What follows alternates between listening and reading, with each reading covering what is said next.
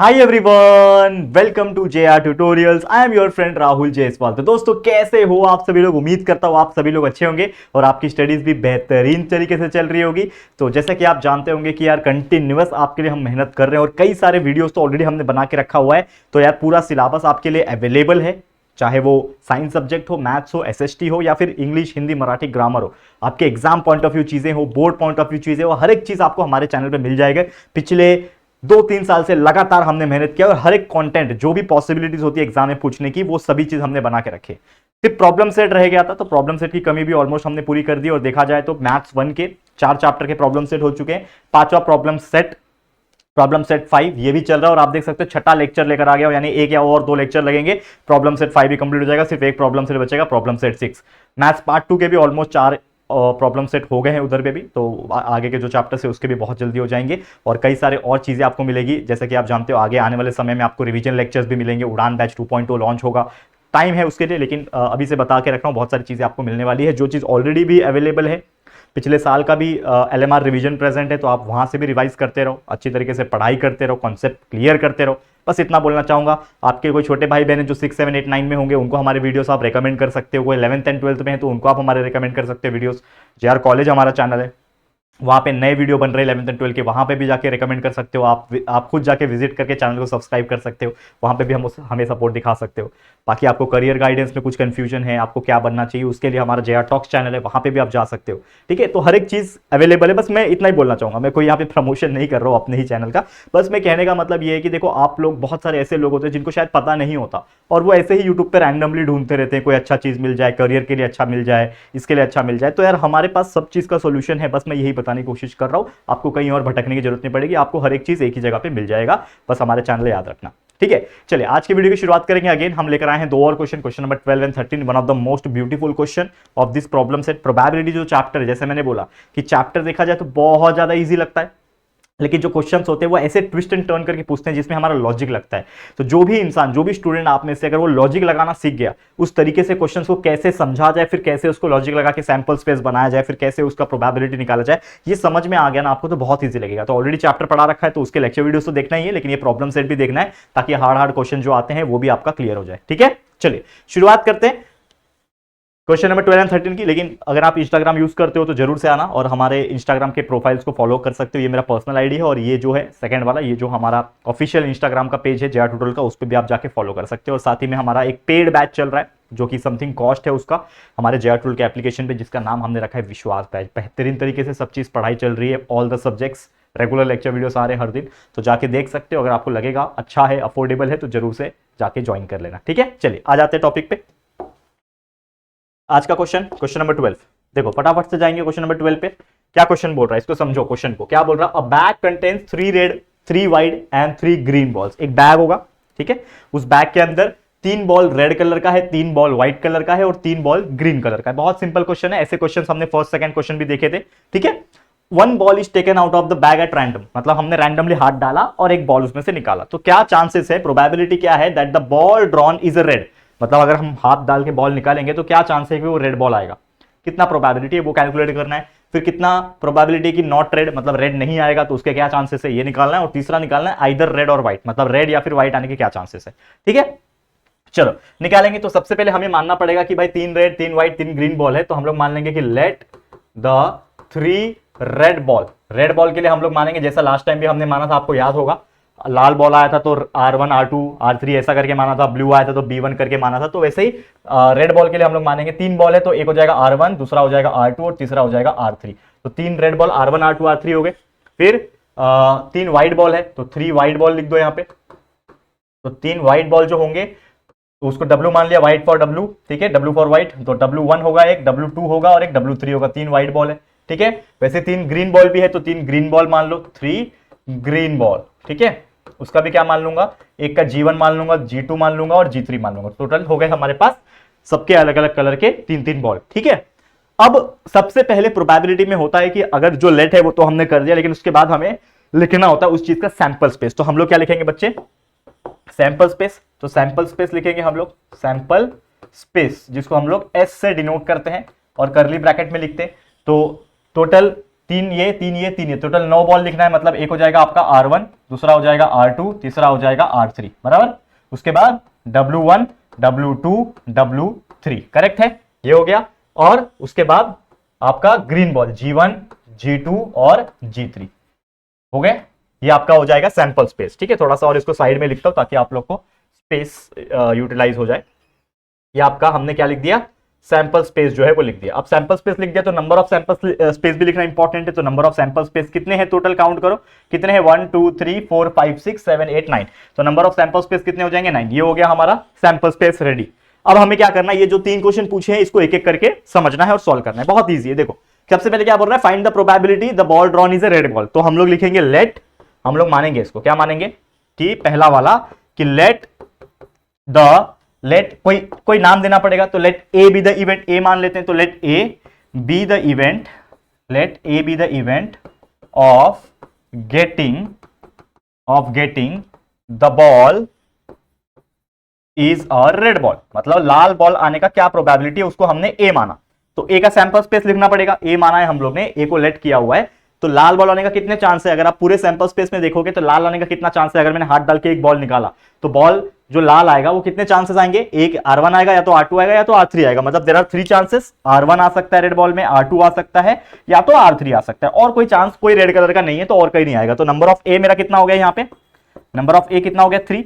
अब number of ए 3 हो गया। तो मुझे नंबर ऑफ ए पता है, नंबर ऑफ एस पता है, तो हम प्रोबेबिलिटी निकाल सकते हैं। वी नो द फॉर्मूला, बराबर। कहां पे करूं, यहीं करूं, चलो यहीं पे सॉल्व करते हैं, ठीक है। इसमें एक और पेज लग सकता है, हाँ ध्यान देना, ठीक है। क्या बोल रहा है, एन ए निकाल लिया मैंने, मतलब नंबर ऑफ ए निकाल लिया। अब मैं निकालूंगा मेरा प्रोबेबिलिटी ऑफ ए। तो probability of A is what, number of A divide by number of S, this is the formula. Simple सी बात है। नंबर ऑफ ए मेरा कितना निकाला है, मेरा 3 निकला हुआ है। नंबर ऑफ एस मुझे पता है कितना है, 9। तो 3/9 यानी कि 1 3 1 3 3 3 9, मतलब हमारा आंसर आ गया probability of A is nothing but 1/3। This is your answer, this is your first question answer. पहले क्वेश्चन का आंसर आ गया कि रेड आने का क्या प्रोबेबिलिटी है, 1/3। हर तीसरे बॉल में से एक बॉल आराम से रेड बॉल निकलेगा। तो ये हो गया आपका पहला क्वेश्चन सॉल्व। बहुत सिंपल था, ठीक है। सॉल्व करें, आगे जाते हैं।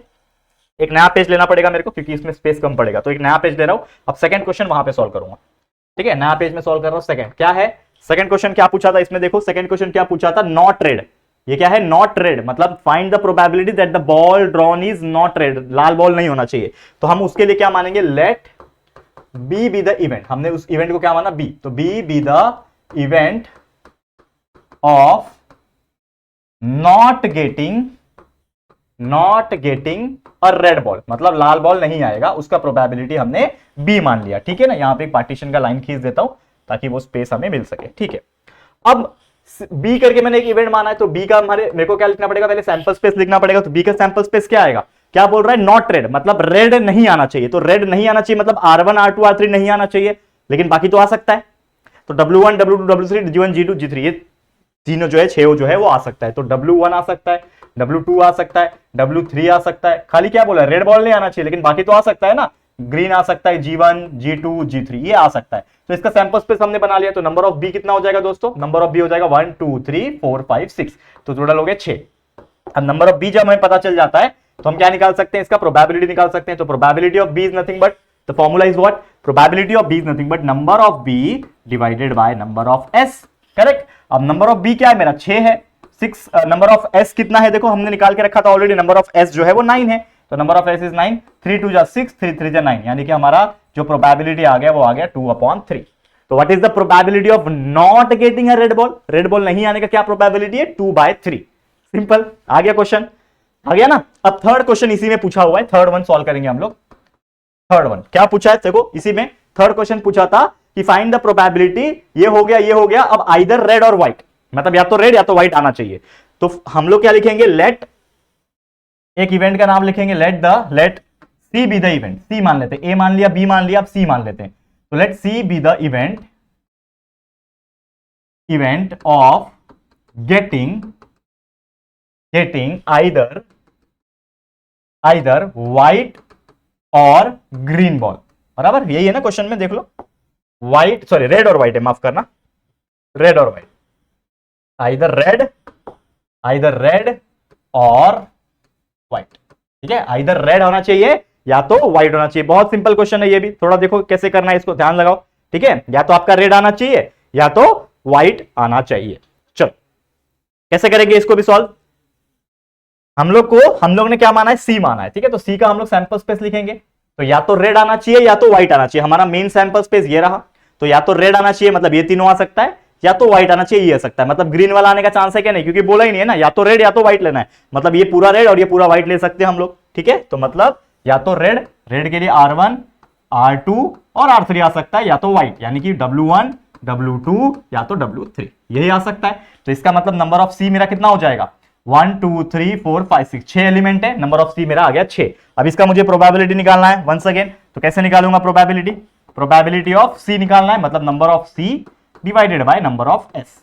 नंबर ऑफ सी मेरा 6 है, नंबर ऑफ एस मेरा 9 है, करेक्ट है। ये भी हो जाएगा 3 2 6 3 3 9, मतलब इसका भी प्रोबेबिलिटी क्या आ गया, 2/3 आ गया। That's it.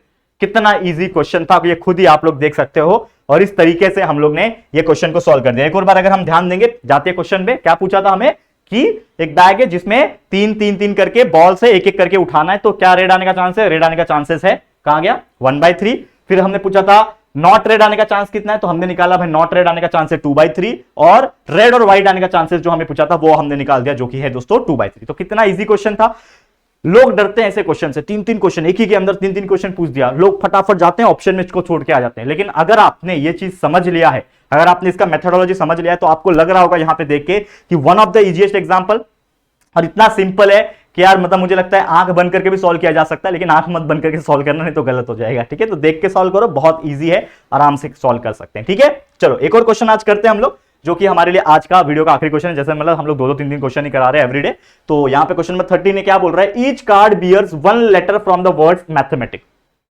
एक कार्ड होगा, each card bears 1 letter from the word mathematics, मतलब बहुत सारे कार्ड होंगे और हर कार्ड पे लेटर लिखा होगा, जैसे ये मैथमेटिक्स का नाम, जैसे एम लिखा होगा किसी पे, समझ लो बहुत सारे कार्ड है। देखो ये कार्ड है 2 3 4 5 6 7 8, ठीक है ना, ऐसे बहुत सारे क्या है दोस्तों कार्ड है। अब सब पे क्या लिखा है, नाम लिखा हुआ है। एक में MAT लिखा है, H लिखा है, ठीक है ना, M लिखा है, TIC, और एक और होगा S। तो ऐसे मैथमेटिक्स करके लिखा हुआ हर एक पे लेटर का कार्ड है, समझ गया। ऐसे कार्ड होंगे उसके पास। The cards are place on a table upside down, ठीक है, मतलब कार्ड जो है टेबल पे रखा हुआ है। ठीक है, find the probability that a card on bears the letter M, ठीक है ना, मतलब उल्टा करके कार्ड रखा हुआ है, मतलब छुप गया कार्ड। अब हमारे पास कार्ड रहता है तो हम उल्टा करके रख देते हैं ना, किसी को दिखना नहीं चाहिए, तो वैसा कार्ड रखा हुआ है। अब वो उल्टा किया हुआ कार्ड को रैंडमली मैंने एक निकाला, उस कार्ड को मैं क्या किया, मैंने रैंडमली निकाला। तो हमें बोल रहा है कि कार्ड जो मैंने रैंडमली निकाला उसका M आने का, मतलब जो भी कार्ड में निकालूंगा उसमें M लेटर रहेगा, M लिखा हुआ रहेगा, उसके आने का चांसेस क्या है, मतलब what is the probability of letter M। बहुत इजी क्वेश्चन है। आप सोच रहे होंगे कि सर ये ऐसे ऐसे क्वेश्चन कैसे आ जाते हैं यार, इतने खतरनाक। लेकिन मैं आपको बोले दिखने में खतरनाक है। वो एक पिक्चर का डायलॉग था, भैया मैं तो सिर्फ दिखने में खतरनाक हूं, वाकई में हूं नहीं। वही हाल है इसका, दिखने में खतरनाक है, कुछ है नहीं। हमारा जो मेथड है वही करेंगे हम लोग। क्या है मेथड, हर कार्ड के ऊपर लेटर लिखा हुआ है फ्रॉम द वर्ड मैथमेटिक्स, तो हमें सबसे पहले क्या कुछ लेट वगैरह करना पड़ेगा क्या, लेट करने की जरूरत नहीं है, तो डायरेक्ट सैंपल स्पेस लिखेंगे। ठीक है, सैंपल स्पेस।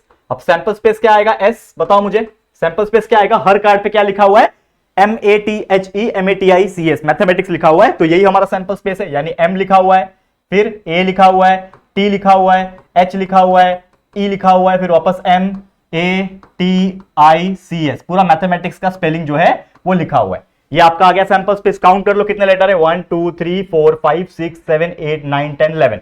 तो मेरा आ गया नंबर ऑफ सैंपल स्पेस कितना, 11। सिंपल सी बात है, नंबर ऑफ सैंपल स्पेस कितना आ गया दोस्तों, 11 आ गया। कोई दिक्कत की बात, यहां तक बिल्कुल इजी था। यहां तक भाई मैथमेटिक्स सब में एक एक वर्ड लिखा हुआ है, वही आएगा हमारा सैंपल स्पेस, लिख दिया, नंबर ऑफ सैंपल स्पेस 11 आ गया। अब क्वेश्चन क्या पूछा है कि find the probability that a card bears the letter M, letter M bear का प्रोबेबिलिटी निकालना है। तो हम लोग को क्या मानना पड़ेगा, लेट, कोई एक नाम ले लो, late A be the event of getting the card bears the letter M, bears the letter M, उसमें लेटर क्या होना चाहिए, M होना चाहिए। तो हमने A करके वैसा इवेंट मान लिया।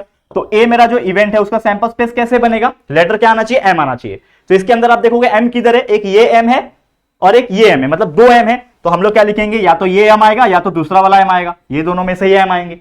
लेटर एम आना चाहिए ना, जो भी कार्ड निकालू वो एम आना चाहिए, बराबर। तो उसका क्या प्रोबेबिलिटी पूछा, तो कितने एम है इसके अंदर, दो कार्ड ऐसे हैं जिसमें एम लिखा हुआ है, एक ये वाला कार्ड है और एक ये वाला कार्ड है जिसमें एम लिखा हुआ है, तो दोनों लिख दिया मैंने, सैंपल स्पेस में तो पूरा आ जाता है, तो लिख दिया दोनों। तो नंबर ऑफ ए कितना है, नंबर ऑफ ए कितना है, 1 और 2, 2 है टोटल। तो इसका प्रोबेबिलिटी कैसे निकलेगा, बहुत इजी। तो probability of A is nothing but formula number of A divide by number of S, ठीक है। तो नंबर ऑफ ए कितना है यहाँ पे 2, नंबर ऑफ एस कितना है 11, खत्म कहानी, आ गया आंसर। 2/11 इज द चांस, मतलब 11 में से 2 चांस ऐसा होगा जिसमें लेटर एम लिखा होगा, करेक्ट। यही है हमारा क्वेश्चन, आ गया सॉल्यूशन है कि नहीं दोस्तों। तो यार इससे सिंपल और क्या हो सकता है। आप सोच रहे हो कि सर कितना खतरनाक क्वेश्चन है, वो कार्ड में से क्या निकलेगा हमको कैसे पता, कैसे निकालेंगे प्रोबेबिलिटी, तो ऐसे निकलेगा probability. One of the easiest question जो हमने सॉल्व करके दिखा दिया आराम से चुटकी बजाते ही। क्लियर, समझ में आ गया दोस्तों। तो उम्मीद करता हूं कि आप लोग को ये क्वेश्चन भी बड़े आराम से क्लियर हो गया होगा। तो बस आज के लिए इतना ही। जैसे मैं बोला कि हम डेली बेसिस पे आ रहे, 2-2 3-3 लेक्चर्स करा रहे हैं और हमारा पूरा सिलेबस कंप्लीटेड है, इसलिए कोई टेंशन की बात नहीं है। रिवीजन स्टार्ट हो जाएगा बहुत जल्दी, तो आपको अनाउंसमेंट करेंगे और भी बहुत सारी चीजें आपको मिलेगी, तो उसका चिंता मत करो। लेकिन जो वीडियोस अवेलेबल ऑलरेडी हमने पढ़ा रखा है उसको देखो, कंसेप्ट क्लियर करते रहो, पढ़ाई करते रहो और अपने दोस्तों को भी शेयर करके बताते रहो। बहुत सारे ऐसे लोग हैं जिनको पता नहीं होगा चैनल के बारे में, बहुत सारे ऐसे भी लोग होंगे जो पढ़ते नहीं होंगे, तो उनको एनकरेज करो कि यार जेआर ट्यूटोरियल्स पे आके वीडियोस देखे, पढ़ाई करे, कंसेप्ट क्लियर करे और अपने एंड से मेहनत करे ताकि और बेहतर हो सके, अपने एग्जाम में अच्छे मार्क्स लेकर आ सके, ठीक है। तो चलो कर दोगे इतना मेरे लिए, जरूर से करना। चलो आज के लिए इतना ही। ये वीडियो आपको कैसा लगा जरूर से कमेंट करके बताना। वीडियो पसंद आया है, अच्छा लग रहा है दोस्तों, तो प्लीज वीडियो को लाइक कर देना है, शेयर करना अपने सभी दोस्तों के साथ, और फर्स्ट टाइम चैनल पे आए हो यार फटाफट से हमारे चैनल को सब्सक्राइब करके बेल आइकन को भी प्रेस कर देना ताकि वीडियोस की नोटिफिकेशन आपको मिलती रहेगी, ठीक है फ्रेंड्स। तो जल्दी मिलेंगे फिर एक और न्यू वीडियो में, तब तक के लिए thank you and good bye.